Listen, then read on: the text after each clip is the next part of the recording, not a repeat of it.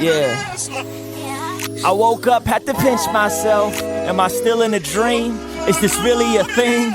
I got no place to be. I got my wife and seat in there right next to me. What a hand, Lord, I've been dealt. Yeah, could have been different. It could have been.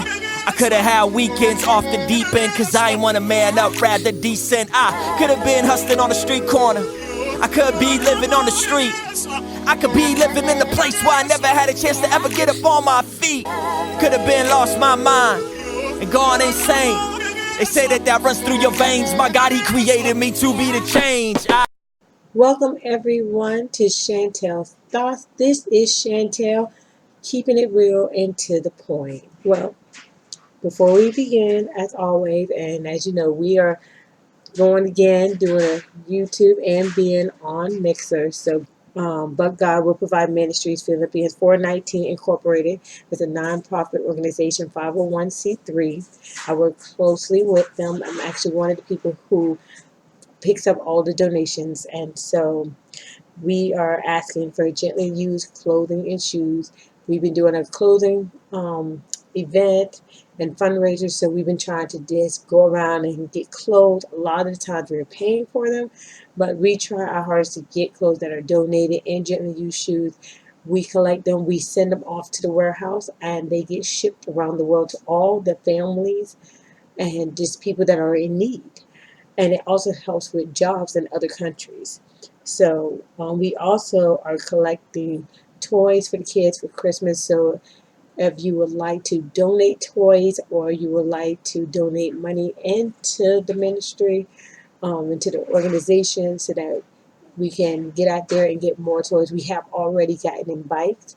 We're trying to get in more bikes and also get in more toys. We're getting families signed up left and right.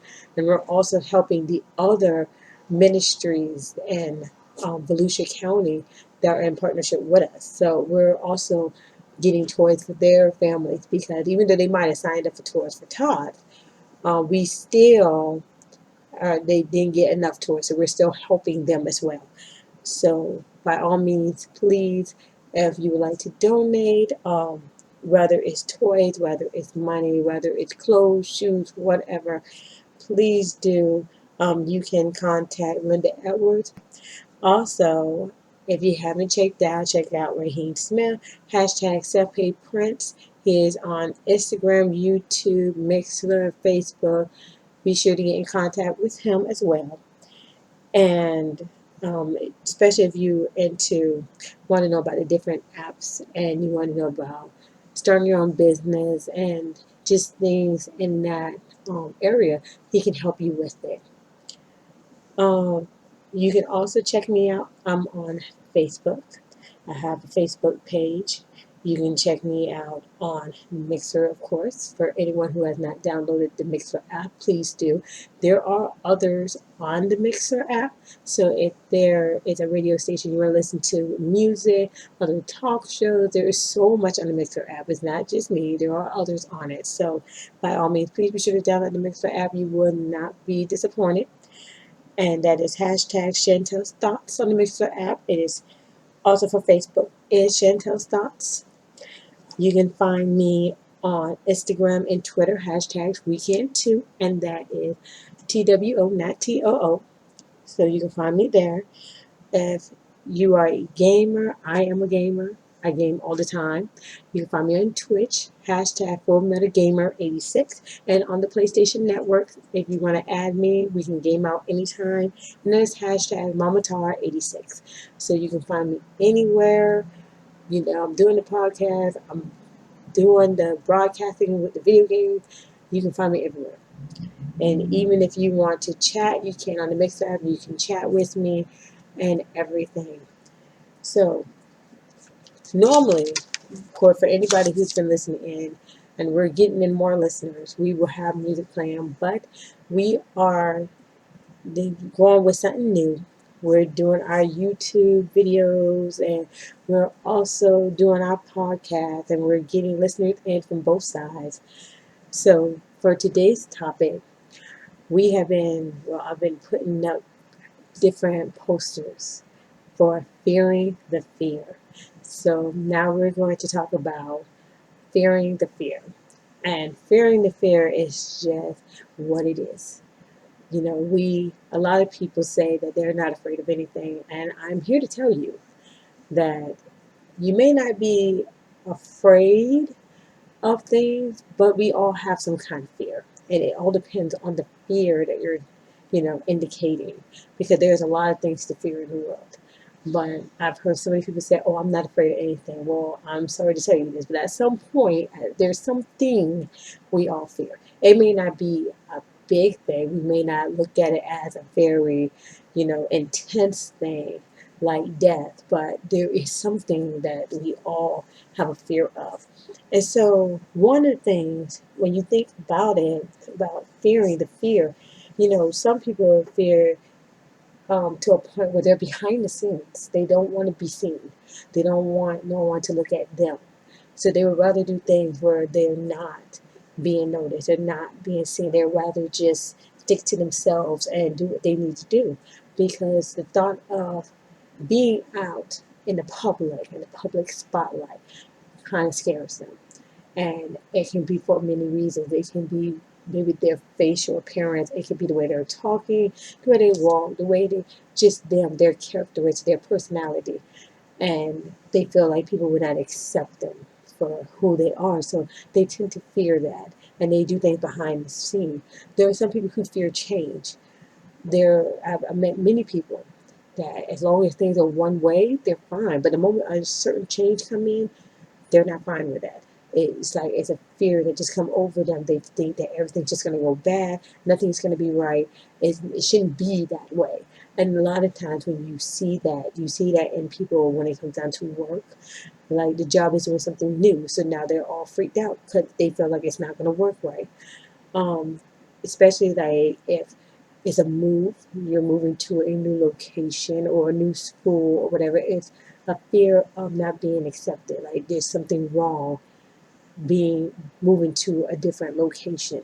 So some people fear change.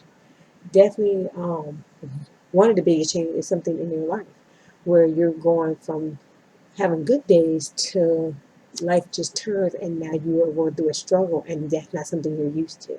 So that also can bring on a fear when it comes down to change. Fear of commitment. And there are people who fear commitment. They want to be in a long-term relationship, but the moment it comes to that point of actually marrying someone or actually being committed, that is the person you're going to be with. There's no one else. That could lead to marriage. There are people who fear that. They fear of being with someone for a long period of time or for years. And a lot of times that comes because they see their parents didn't last, or they've seen other relationships not last, not realizing why the relationship failed. And there are many reasons to why a relationship could have failed. Maybe that wasn't the person they should have been with. And we've discussed that in previous, podcasts, that maybe that's not who God had for them, but they decided they wanted to be with that person anyway. And so the relationship didn't last. Or maybe they were on two separate ends of the track and neither one wanted to come to an agreement. It's not that the relationship was bad. It's just they couldn't get to a point where they could agree and they could be one. Instead, it was more like confrontation. So, you have to think about that as well. It could have been, you know, so many different things that could have caused the relationship to go the way it did. And I noticed that there are a lot of people who feel commitment because they feel like it's not going to last. They're going to go through a divorce if they got married. Things are just going to be an uproar. And it's not necessarily true. You have to look at yourself, look at the person who you're with, and ask yourself, are y'all on the same line? Because if you're on two separate ends, then it's not going to work. And if y'all are not to the point where you can say, God has blessed me with this person, and you're kind of questioning the relationship. And if you're questioning it, then that automatically there's something wrong with that relationship because you should not be questioning it. So, there's a lot of things you have to really think about when it comes down to a commitment. Because when you're committed to someone, you're committed to that person. It's not them and everyone else. It's you're committed to that person. You're with that person. So if you like being with other women or other men, then all that goes out the door because you're committed to that one person and there's no one else. And a lot of people don't understand what commitment is. So that's notice a lot of people, we want more, but we settle for less. And that is another thing that brings on fear. We fear wanting more in our lives. Like we want it subconsciously, but at the same time, we fear that if we have more, something bad could happen, or it we'll have like this whole disastrous thing happen. So we'll settle for the little things. It's like as long as we got this over here, that's perfectly fine. You'll settle for that. You don't try to build up. You don't try to go further in life. You just settle for what you got, and then that's it. And that is a form of fear. It may not seem like a fear, but it is because you're fearing going further. You're fearing doing more in life and bettering yourself. And that's not what we're supposed to have. We're not supposed to have fear in our life. We are supposed to actually, prosper, and we're supposed to be successful. And if we're fearing success, then we're not getting any further in life. We're like staying at the same spot where we are, and we shouldn't do that. We also have a fear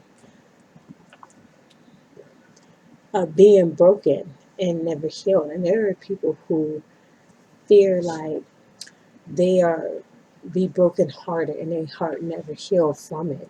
So they don't trust anyone. And that is a really big fear in a lot of cases because I can say for myself that, yeah, I've been through bad relationships and I'm kind of skeptic about being in new relationships because of things that I went through. But at the same time, I can't hold that against the next person. Like my inside, I can be skeptic. I can fear the relationship, but I can't sit here and constantly go at the new person that's in my life and be like, "Oh, you're going to do this to me," or I don't trust this because I think that this is going to happen because I can't compare them to everybody else because they are different. Like I can sit there and think to myself and hope that it doesn't lead that way, but I can't sit here and dictate them or sit here and try to make them feel like they're like the person who I previously with because they are different and I wouldn't want somebody to judge me. They've been hurt, don't compare me to that person. I'm not that person that hurt you. I'm totally different. So, we all have that fear too, who have been through bad breakups. We fear that, we've had a bad breakup, our hearts are broken, and they're not going to get healed. And for some people who are not in a relationship, that's one of your fears. You don't want to be in a relationship because you don't want to go through the heartache of a bad breakup. And then you don't mend from that. But you will mend from that. It does take time. And that's with anything, it does take time. But you will mend from it and you learn from your brokenness. And when you don't learn, that's where the problem comes. But in life, you learn. And the way to learn, you're going to have to be broken to learn. Because then you can say to yourself, okay, I'm not going to make these same mistakes again. We're not going to have this. When I see this happening, we're going to end it right now. We're not going to continue letting things go on like they are. So we also have to think like that when it comes down to fearing the fear. And, we ask for better days, but we're impatient to wait. And that goes for a lot of people. So it's not like it's just one person. No, we all go through that. We want so much. We want better days. We want things to just come our way, to be successful, to have it all, be able to just get up and have things in order. But instead of waiting for it to happen, we're impatient. We don't work and try to get, gradually get to the point where everything is where it should be. Instead, we're rushing it and we get so impatient that we tend to mess up. And we mess up because we didn't take the time to reevaluate the situation. We didn't take the time to think about what we really wanted, our goals, our achievements, our anything. We didn't have a game plan.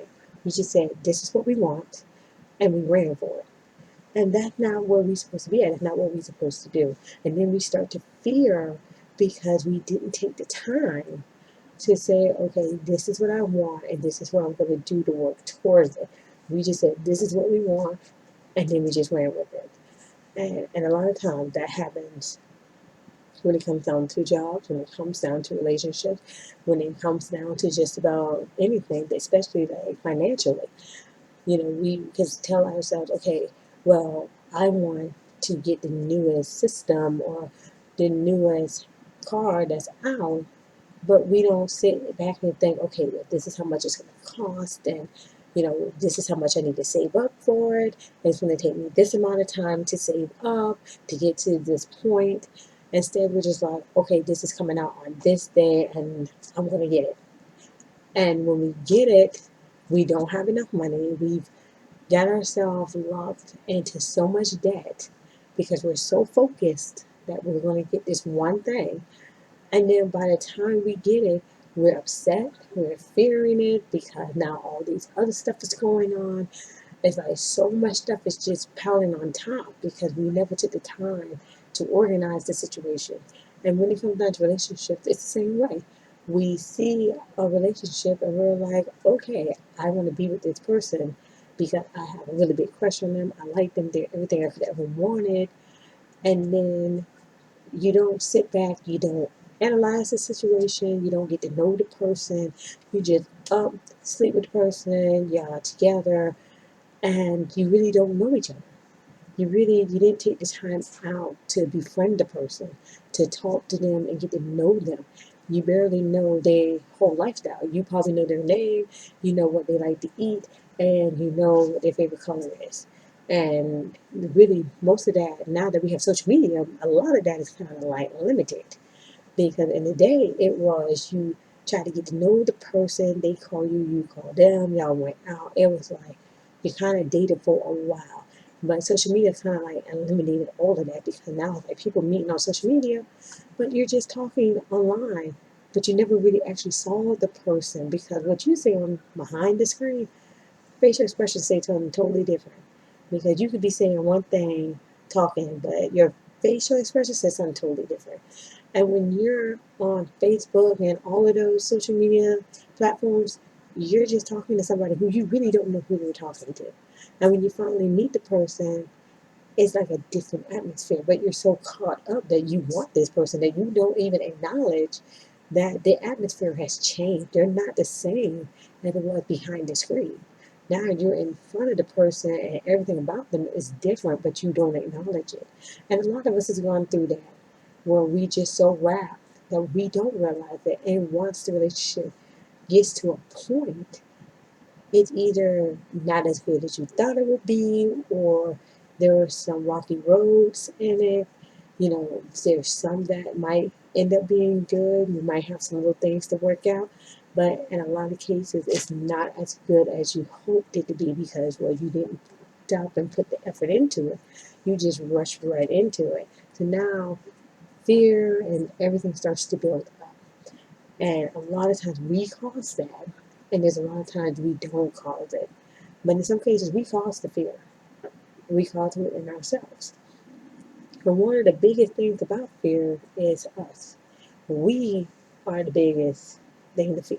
We fear ourselves because with ourselves, there's so much we want to do, and we feel like we can't do it. As a person, we feel like we can't do it. So a lot of times, we are the biggest monsters to ourselves. We are our own worst enemy because we will sit there and downgrade ourselves and not even realize it. Like we don't even need help from outsiders. We do it ourselves. And so it's one of those things that we have to work on. We have to stop fearing the fear. We gotta stop fearing the small things and stop fearing the big things. Like it's one thing to fear trying something new, but at the same time you have to realize, okay, I need to try this because how else am I gonna know how it is? Like it's one thing to be afraid to step out on stage and talk, but at the same time, you need to step out on the stage and build some courage and start talking because there is a purpose to why you're out there. There is a reason to why you're there. You have something you need to say, and people are listening and waiting. So, it's we have to work through it, even if we don't want to. Like, even with me, doing this is actually a step forward because I didn't even want to be anywhere near the camera. Like I've had my own fear, which started way back in school, like in high school, standing in front of a crowd or even talking on the TV. Like it used to bother me.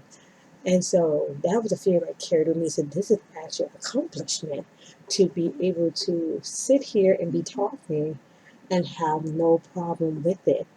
So, um, you know, for anybody else with that problem, I'm here to tell you, yes, I went through it, and it takes time, but I mentioned you're starting to grow out of it. You have to get to that point where you're going to say, I'm not going to continue to fear. I'm going to try. I'm going to step out. With God's help, I'm going to step out. 2 Timothy 1:7 tells us, for God did not give us a spirit of timidity or cowardice or fear, but He has given us a spirit of power and of love and of sound judgment and personal discipline, abilities that result in a calm, well-balanced mind and self-control. So the Bible tells us we're not supposed to fear. God did not give us the spirit of fear. He gave us the spirit of sound mind and self-control. He gave us a spirit of love and power. So that tells us that we are not supposed to be fearing. We're not supposed to have this type of fear.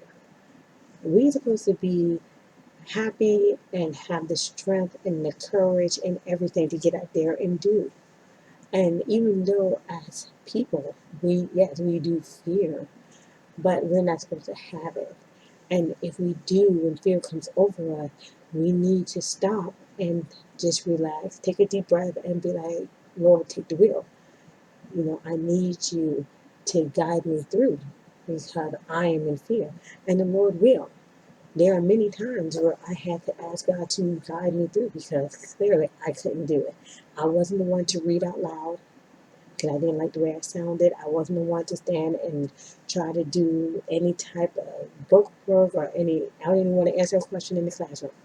If I had to read a report, I was the last one. I didn't want to read the report. I didn't want to sound nothing out. I didn't want to do a math problem on the board. I didn't want to get up because I had so much fear in standing in front of the classroom. And it was inner fear.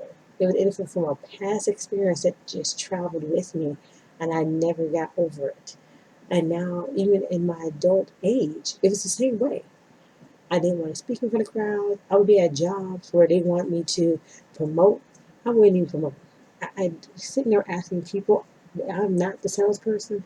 I can tell you that now. I don't do sales because I am not the salesperson. I cannot sell anything. I can talk about the product. I can explain the product out to you, but convincing you to buy the product is not me. I can't do that. I am beyond blessed to be able to sit here and do this. And I used to just do writing. Like I wrote poetry, I wrote books. I took all my thoughts and put it on paper because paper was more safe for me. It was my comfort zone. It was my blankie to write everything I wanted to say on paper. So being able to do this has let you know, that everybody knows that I am stepping out on fear and starting to do something new and something different. I'm dropping the comfort zone and moving to something better. So, there was an old saying, nothing to fear but fear itself. Now, a lot of people say, well, there's a lot of things to fear, and it is a lot of things to fear, but fear is one of the biggest things. It's fear itself. It's what we have created fear to be. There's so many horror movies out there, definitely in the fall. Being close to Halloween, you have like every horror movie out there. And I love my horror movies. And you look at fear and you're like, oh my God, there's a monster right there. Or there's a killer out there. And you know what? At the end of the day, yeah, we have people who are killers in the world and people who we consider monsters out there, but the biggest monster is ourselves. Because we build fear up to where it is more than what it is. It is a beast, and it's right there. It's embedded near us, in us, everything. We designed fear, and it's like we just don't think no more of it as anything else. So, what is fear? Take a moment and think about it. What do you think fear is? Because the dictionary tells us that fear is an unpleasant emotion caused by the belief that someone or something is dangerous, likely to cause pain or threat. Also, it says, be afraid of someone or something as likely to be dangerous, painful, or threatening. So clearly, we look at fear as someone or something, but fear can also be ourselves, because we are someone. So we are a danger to ourselves when we do stuff like that. When we create fear, so much fear, we're a danger to ourselves because we stop ourselves from growing, we stop ourselves from trying, and we look at the world as though it's a dangerous place, but really the danger is in our home because it's us. We're causing it. There's so many people who say that they're not afraid, they don't have fear, but I'm here to tell you that we've all countered some type of fear, whether it's that the fear of failure, the fear of being unaccepted, the fear of losing a job or your home. When your home comes and play, that is a fear by itself. Especially if you have children, the last thing you want to do is lose your home. You don't want to have to lose your job. The vehicle is kind of a fear, but a lot of people, depending on where you're located, you have other means of transportation. So it's more for those who are not near the other means of transportation. You probably have the fear of asking someone to take you to work because, as we all know, and we've all probably been through it, you can ask someone to, give you a ride to work and you pay them. And for some reason, after like the third day of them taking you to work, even though they're being paid, they catch attitudes. And so you're better off just kind of having your own vehicle. So, you have that fear too of wanting to ask someone for help, you know. Um, but there are times where we tend to look at fear like, for some of us, we look at fear like it's nothing, but fear played a big factor in our lives that we don't realize just how big it is. And the Bible tells us in Philippians 4:6, do not be anxious or worried about anything, but in everything, every circumstance and situation, every circumstance and situation by prayer and petition with thanksgiving, continue to make your specific request known to God. So the Bible is telling us that we shouldn't worry, and with fear we worry. That's like one of the things with fear. We worry, we're anxious, we're trying to do so much. We get worried that the bills are not going to be paid on time, that things are not going to happen. We get worried that we're not going to get the job that we're looking for, that we're trying to get. We get worried and we get anxious about so many things that we tend to make ourselves sick inside, and we tend to cause more problems than what it is. And so the Lord wants us to just give it to Him. Just continue to trust and believe that He can do it. If the job is for you, then you're going to get it, and nothing can change that. And that's one thing that I had to, in my travels of growing up, I had to realize that there were so many things I was anxious about, and I had to get to a point where it was like, what's for me is for me. And there's nothing else to it. If it's for me, it's for me. So if I apply at a job and that job is for me, I'm going to get it. And if it's not for me, then clearly I'm not going to get it. That's not the job God has for me. And, in many cases, there were jobs that I had begged the Lord that I wanted. I pleaded, I wanted the job. And in some cases, I've gotten the job. The Lord had opened the door and I've got the job. And I can tell you for a fact, I did not like the job. I was like, no, why did I even ask? Why did I even beg for this? It's terrible. But that's why you have to really just allow God to move. Because when you ask the Lord and you're continually asking for things, and it seems like the Lord is not giving it to you, most of the time there's a reason behind that. And it could be that that's not what He has for you. He has something better. But we continue to ask, and then we find out that, it wasn't good. And so, when we finally get it, we're upset, we're distraught, we want something better, something different, because, well, it's not what we hoped for. It's not what we were, thinking we were looking through a window, but we didn't see the full extent of what was really going on. And now that we know, it's not what we were really hoping, not what we saw. We saw greatness. We didn't realize it was hell the whole time. So we have to also be specific in what we ask for and be cautious of what we ask for, because we as humans, we are anxious.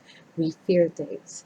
We want so much in life and we want to do so much, but we have to take our time and we have to really figure out everything and make a game plan and see if this is what really going to work for us and for our families.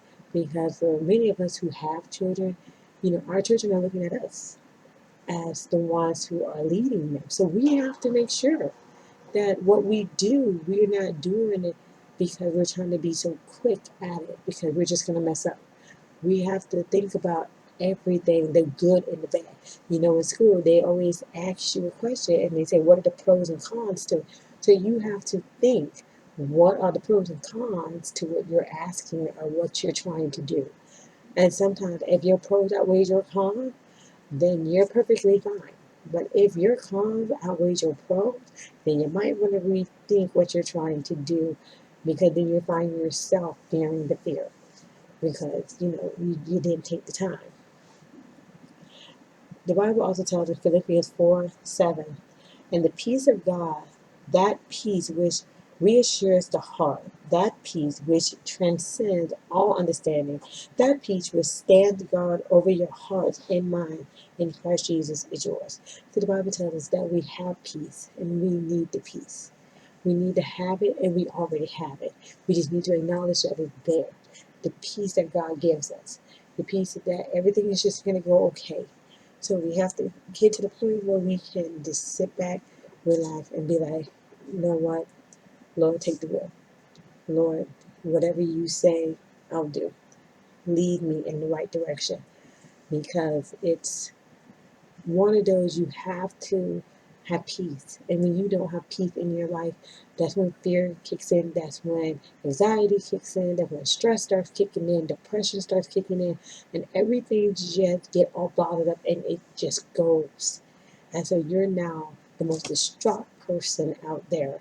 And some people will sit there and laugh it off, but it is true. And the biggest time I've ever seen people get so distraught, so everything, when you see every bit of it, is during the holidays. Like when the holidays come in, people are in fear, people are anxious, they're annoyed, they're stressed, they're depressed. And it's because everyone has put their mind around the fact of it's the holiday. You got people coming out of town, so you're trying to make a good impression for them, and then you're trying to get your house together, which you probably should have already did that, but all of us are late. I'm late too. But you have company coming. Half the company you probably don't even want to be there, but they're coming anyway. You got people who you don't like, you never talk to, you really don't want to talk to. You got them coming too, and there's all different types of family members. We all got them. You got the ones you can somewhat tolerate, the ones you can't tolerate, the ones you wish you never was related to. We all got them. And then on top of that, you got to see if you're working. So you're trying to get the day off. You can't get the day off. Then they tell you have to work the day before or after to get the holiday pay. So now you're trying to fight to get one of those. You just don't want to work on the day. Then you have Christmas, so you're trying to get the kids their gift. They want like 50,000 different things. All of them cost more than what your paycheck is. So there is a lot of things out there to be anxious and stressed and all of this, but we have to come to a point where we find peace. We got to find peace. And the way to do that is to stop, reorganize the whole situation, not stress over it. We can't stress. Stress just makes us sick. We have to stop, reorganize the situation, reanalyze it, come up with a game plan to keep yourself calm. And a bottle of aspirin just ain't gonna do it, and neither with a bottle of wine. I'm gonna let y'all know this now. That don't help. That just starts making things a lot more worse, because after a while that bottle of wine is completely gone and now you ain't got no wine at all. It don't work. I've tried a bottle of aspirin. That mess don't work. You're still stressed. Now you're stressed, sick, and in the hospital. It don't work. So be cautious during the holidays. Be cautious during your years, because life is short and you can't continue fearing things because you're trying not to move forward, or you're trying not to, how people see the real you. It's one of those situations, and that's the thing that this generation of today is failing to realize. We were taught that in my generation, but this generation lacks it. And it's one of those, if people can't accept you for you, then clearly they're not your friends.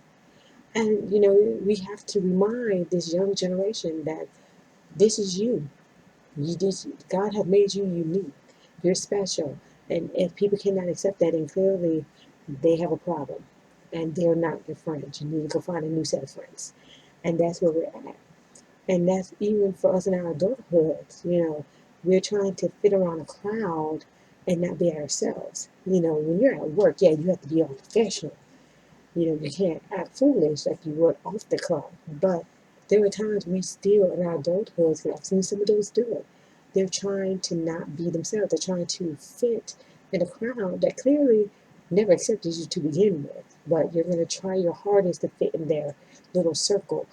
And it comes to a point where you have to be like, you know what? This is me. You're either going to love me, hate me, I don't care. This is me. And so we have to get to that point because fear is real. And as long as we continue to fear what others think about us, that causes even more problems. And I think that's one of the biggest problems when it comes down to this new generation because they're hiding behind the thoughts of others. That's what they're going off. And they're hiding who they really are because they want to be accepted.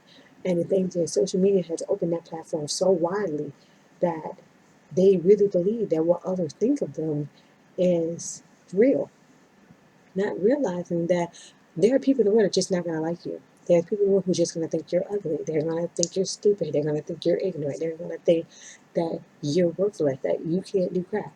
And no matter how many times you try to prove them wrong, they're going to think that. And that's because they have a problem with themselves. So because they have a problem with themselves, they're not going to think anything positive of you. And we have to get to a point where we're like, you know what? I am more successful than what you may think I am. And I'm not going to sit here and continue to hide behind a fake image. I'm going to be me. I'm going to do my thing. And if you have a problem with it, well, that sounds like a person problem that you need to handle.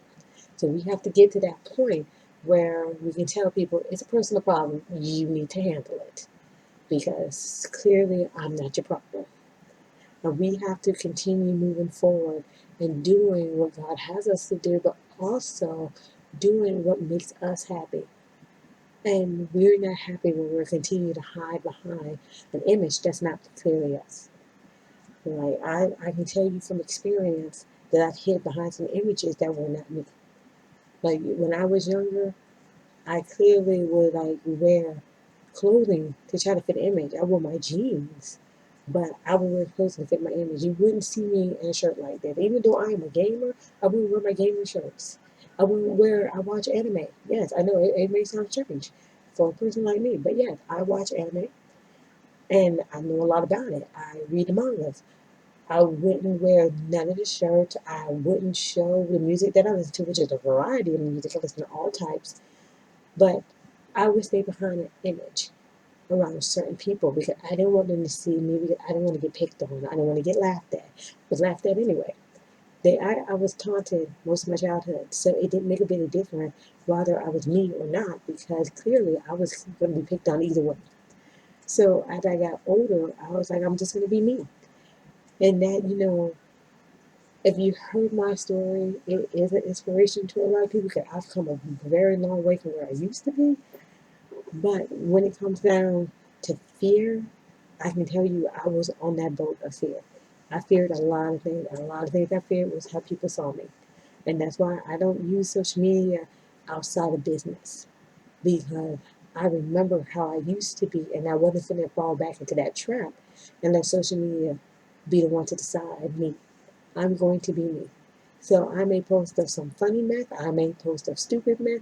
That's not me. That's just me having fun. That doesn't describe who I am. Because once you get to know me, you'll realize I'm more laid back and cool. But I tell it like it is. I'm going to be blunt with you. I'm going to be real with you. You ask me a question, I'm going to tell it like it is. You don't like it, you probably shouldn't have asked. But that's why I do this. That's why I come out here and I talk to y'all to let you know that there is so much more. that you're not the only one. We've all been through it. I've been through it. And we all had that moment in life where we let things get to us so badly and it travels. It's not like we let it bother us for that moment and then that was it. No, we let it travel throughout our childhood, throughout our adulthood, to a point where it starts festering and eating at us. And we hold on to it like it's a part of us. And we have to come to a point where we let it go. And we can't continue to deal with, not deal with it. We have to let it go. Many times we hinder ourselves from moving into God's blessing by continuing to hold on to our past. And a lot of us do that. A lot of us hold on to stuff that happened to us way back when. And we get so angry because we allowed it to fester. We allowed it to build up within our spirit. And to a point where, like, now, we don't know what to do. We just explode. We're exploding on people. We're going out and we're doing stupid math. We're fighting those who hurt us. We're trying to get back at them for stuff that they did. The biggest way to get at somebody is to show them how successful you are. That is the biggest way. You want to get at someone who has wronged you, fighting them, trying to shoot them, and do all this stuff is not a way of getting back at them. You want to get back at somebody who was cruel to you, show them how successful you are. Show them that what they did had no effect. It did not bring you down. Believe me, they are haters. They will continue to hate. And that will hate, they will hate that even more. That will burn them. The fact that you succeeded and they didn't, oh my God, that is like a whole nother type of battle that's won because they can't handle the fact that you made it, especially if you're the one that they've been bullying and that they've been trying to put down. To see you continue to prosper and continue to move up, and you're not letting what they say or they bother you, and you're going to continue to be yourself and continue to succeed and continue to let God lead you. Yeah, that they can't handle that. That is a whole nother thing. They are more angry now because they're starting to realize that they have failed. They have wasted their entire life trying to bring you down and then do crap for themselves. And that there is the icing on the cake for you. You can sit back and you can just laugh. You can laugh. You don't have to tell them they failed. They automatically realize they have failed. They didn't just fail. That was an epic failure. They can just go ahead and put the end of their game because it's completely done. They failed. It's game over. So you have to get to the point where you tell yourself, I'm going to do me. I'm not going to let what anybody else say bother me. It's not going to fester. I'm not going to let it keep building up to where I lash out because you're not hurting anybody but yourself. You're causing fear to take over and you're hurting yourself. It's a very slow and painful, agonizing death because you fear everything. You fear everything. You fear that somebody's talking about you when they're not talking about you. You don't want to get out because you feel people are looking at you and they're probably not looking at you. They probably haven't even acknowledged that you walk by them, but in your head, you're fearing that they're staring at you and they're sitting there picking on you and talking bad about you when they're clearly not. And a lot of people go through that to where they're so self-conscious that they have this big fear that no matter what they do, no matter where they go, people are talking bad about them. And people are looking down on them and judging them. And not all the time that's true. Yeah, you're going to get your one or two out there in the world that's going to sit there and say something, but that's anybody and everybody. Everyone has something to say. But they don't know you, so it doesn't matter. Until they get the chance to actually get to know you and they come up to you, then there's nothing they can do but just stand back and just judge. And they're judging somebody who they don't even know. And you get a lot of people that's like that. They're going to judge, they're going to criticize, they're going to do whatever from a distance, but they're never going to take the time out to get to know the person who they want to criticize. And that says a lot it says a lot for all of us. It's not just one, that's all of us. Because we've all done it. And another thing that I've noticed that we find safety and pain, sorrow, heartache, hell, you know, be when we grow up, we accept it as part of us. And like we don't realize that we accepted this from our childhood on. in your childhood you were taunted, if you did not overcome that, you continue to hold on to that. And we've talked about that also in previous podcasts where we allow things that other people say to become part of us and we let it fester and we don't just fix the problem. We continue to let it grow and we continue to feed off it to where we believe that that is us, that is part of us, and nothing else matters. And we can't be like that. We can't continue to let what others say grow and be a part of us. You can't say, well, I'm a failure. Because the more you speak negative, you're going to start to believe it. And you're going to feel like that's all you are is a failure. And that is something we can't do. But we tend to find safety in that. So we fear change because we're so used to failing. We're so used to being in pain. We're so used to crying that the fact that there's something good about to happen, we fear it. Because that good is like, it's something scary. It is the horror in our lives. Where the pain and everything is not the horror. We done gotten used to that. We're addicted to that. And so we can't continue to be addicted to the failure. We need to start looking for positive. We need to start moving towards the light and moving towards something better and stop letting fear take over. But once fear takes over, that's a wrap. Because it's hard to get away from fear. It is so hard to get away from fear. So, we have to really find our comfort zone. And we can't allow the bad to be our comfort zone. We have to move forward and find a new comfort zone. And at the same time, when we move forward, we can't just move forward and be like, okay, this is it. I'm going to hold on to this and I'm not going to go any further. You have to continue to move because that's how you grow. That's how you learn. That's how you become successful. That's how you get to the next stages and do so much more. It's by moving. You can't just stay in one spot and be like, I'm comfortable here. And a lot of times we do that. We get so comfortable we don't move. And so we have to move because if we stay, at some point, that area that we're staying at, something's going to happen.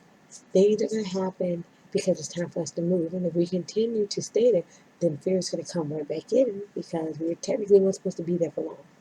It was a moment. There was a moment God put you there and you got comfortable with that moment. And you wasn't supposed to be comfortable. You were supposed to be there to learn.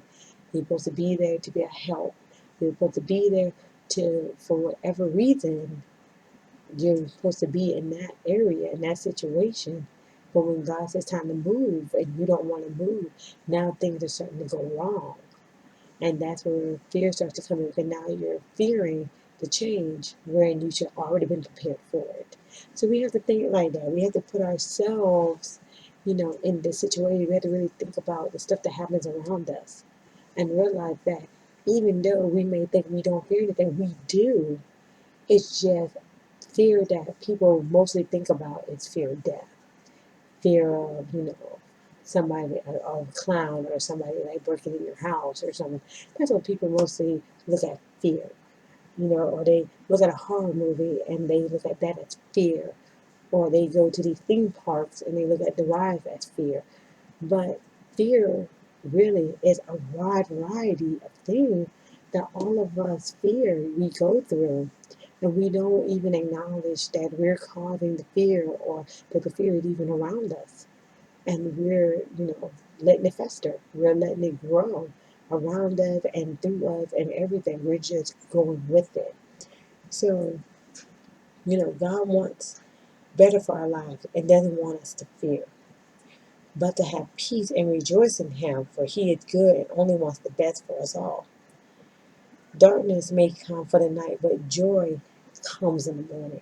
So we have to really get to that point where we realize we may be in fear now, but it will not last because there is joy. And when you realize that there is peace and joy and happiness, fear is out the door. It's just another struggle. It's another test. You'll get through it. Yes, we all have that spark, that moment where we're fearing and we're anxious and we're stressing. That's normal. That's human beings. That's who we are. But we have to get to a point where we don't let it continue to fester. We can't let it continue to have a hold on us. That's the difference. I'm not saying that you're not going to fear. Yes, we're going to fear. Yes, we're going to stress. You know, so one thing goes wrong, and oh my God, we're stressing. But we didn't linger on it. We can't continue to let it go. We can't continue to stress about it. It's one of those, we fix it what we can, and what we can't, we give it to God. It's like an old well deal. So it's like, do what you can. Because there are some things that we, as humans, we're capable of doing. We can fix this situation ourselves. But if we can't, there's no need to stress over the situation. It is now time to hand it over to the Lord, because the Lord can fix it where we can't fix it. So we have to get to that point where we say, I'm going to do what I can do, and what I can't do, I'm going to give it over to Jesus. And when you get to that point, then you're not going to stress as much as you used to, because it's going to be a done deal. You already have the game plan. You already analyzed it. You already know what's going to happen. You're just going to pass it on. You're going to fix what you can and pass it on. If it's one of those situations where you already know your car is about to die, and then it finally just dies on you, then you know, okay, if you live in an area with other sources of transportations, then it's like, all right, I'm going to catch the train. I got this. Oh, I got a bike. I'm going to ride my way to work. But if you don't have that means, then yeah, you're gonna stress for the moment. But then you probably found a couple of people who may not have attitude so quickly that will take you to work. You probably are, when your car broke down, you probably had days off. So you're like, all right, I'm gonna use these days off that was given to me and see if I can find something else. You're able to kind of move things around. But we're still gonna stress. We're still gonna have that moment of fear. We just can't fester on it. And that's why it's important when I say fearing the fear, because you can't fear. You can't have the fear. We fear it, and we don't realize it, that it's there. And it comes to a point where we have to be like, you know what? I'm not going to continue to fear. I'm not going to continue to let it be a part of me. It needs to move. I'm going to have prosperity. I'm going to have joy and peace and love and happiness and confidence, because I can do this. I can be me. I can get through the struggle and have nothing to fear. And so we have to be more than what we are. We have to get that confidence that a lot of us lack. And we have to get to the point where we gain it. We can't continue to live in a nightmare. We can't continue to live in a horror movie where there's no positive ending. There's so many horror movies out, and you usually get that one survivor at the end, maybe two. We need to get to a point where we are the survivor through the nightmare, and not let the nightmare be the thing that kills us. Because fearing the fear is getting ridiculous. It's getting to be too much. We're getting too old. We don't get younger, we get older. And there are times where stuff that's in our path, we gotta let go. And we gotta move forward. And we have to let God be God, and let God lead us in the right direction. And there are things in our life that we need to let go of, because it can't keep coming into the new year. Especially as the years get out, and I see this all the time on my Facebook, that every year there are people, friends of mine, that are like, oh, we're going to leave the past in the past, or we're letting friends go that they wasn't there anyway. And it's like, okay, we're doing this every year, but we should be doing this all the time, not just at the end of the year we decide who we're letting go. This needs to be an everyday type thing. If you're not helping me rise, I clearly don't need you in my life, because I'm not going to sit here and be at the bottom of the barrel because you want to live down there. I want to be on top. I want to continue to rise and be better. And if you want to stay at the bottom, we can't communicate like that. You're not going to bring me down. So we have to get to that point. Not wait to the end of 2019 and say, oh yeah, we're going to just drop some people because we're not going in 2020 with this. No, I need to drop some people before 2019 ends, because I want to prosper in 2019. I want to grow and be more than what I am as I'm leaving out of 2019 and entering into 2020.